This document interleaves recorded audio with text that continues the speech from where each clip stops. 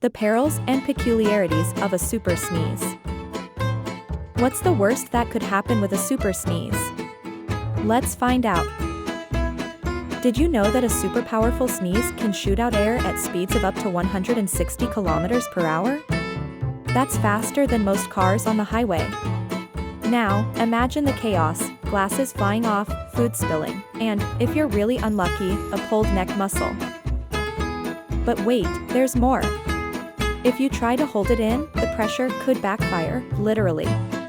There are stories of people injuring their throats or even popping tiny blood vessels in their eyes from suppressed sneezes. So, the lesson here? Let your sneeze fly free, but maybe aim away from your friends and that bowl of soup. Want more quirky body facts?